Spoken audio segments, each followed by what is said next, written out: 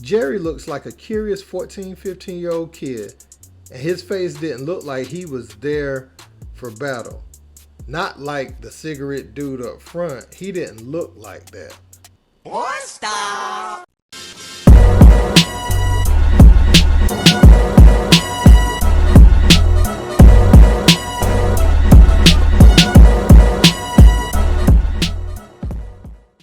What's going on there, guys? We back with another one.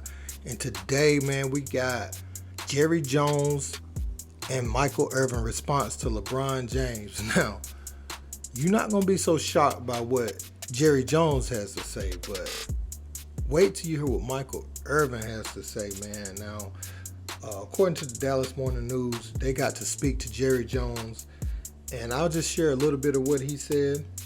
He said he thinks a whole lot of LeBron, says he don't know anybody that he respects anymore. Now, I call cap on that. That's just damage control, you know, that's that thing where they try to play the victim in a situation where they're actually the problem. They're the person in question. So what he's trying to do right there when he says that, in my opinion, is deflect, right? He's trying to deflect what they're actually talking about. But he goes on to say it made his buttons pop off his vest when LeBron talked about how much of a Dallas Cowboy fan he was. We all know LeBron's been a Cowboy fan all his life. And so, again, that's him attempting to change the direction of the conversation and what we're actually here to talk about today. So he did that in his press conference, and I see him doing that again with the Dallas Morning News, right? And he continues down that place, and he says he's made a lot of people a lot of money. I hope I have too. You see how that conversation went from, have you heard what LeBron had to say? And you see he thought a lot of them. That's what he said first. Then he went to he doesn't respect anybody anymore. And one part that I left out when I was reading it earlier, he said he would make a great tight end. So now he's talking about his athletics again. And then he went to them both making a lot of people a lot of money. You see how he wiggled his way out of the topic at hand? So you have to pay attention to these tactics. You know, he's trained to speak and connive his way up out of certain situations. All you got to do is say what it was. If you check out the earlier video that we posted today, you could see that he was actually caught in a lie by one of the students that was trying to get integrated in that Arkansas high school that day. So that was Jerry's response. You know, to check the whole thing out, you can go to the Dallas Morning News and you can read the entire article, man. It's pretty insightful, and they got his thoughts going with Dak Prescott's thoughts. So if you haven't seen what Dak Prescott said, you can look at our last video, or you can look at, I think it was one of the last 2 or 3 videos we put up where Dak responded. But for Michael Irvin, I'm truly disappointed in the way, sometimes, right, if you're not ready to speak on something, it's okay for you to be quiet. If you're going to go so far against the grain, you're not even going to make sense with what you say. So Michael Irvin, this is what he said. I get people calling me, man. I haven't even returned a phone call. He said, let me tell you something. All I can do is tell you what I know about Jerry. And I hear people say a lot of things, but I go by what I know. I know the man to be a righteous man and a very good man. Am I going to take some picture that was 65 years old? And I'm looking at the picture. Jerry sitting in the back. It was in Arkansas back in 56, 57, whenever that was.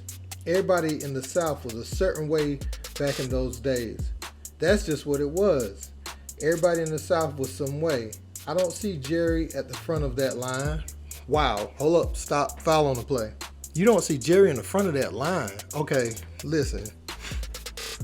See, that's where the name calling comes in for certain people. I'm not going to say the name that we call people like that, but I didn't want them to flag my channel for saying the word. But this dude, man, he wasn't at the front of the line. So the people, if you have a whole mob with KKK hoodies on, is the one in the back not as bad as the one at the front making all the noise, setting it off? See, I'm losing respect. Michael Irvin and Stephen A. Smith, it's funny how they call out athletes and you talking about his game, and oh man, you be so up in arms, you be getting the mean mug face when you talking about him and Stephen A. But when it comes to this, oh, this is a good guy, this is unfair, why they doing him like this?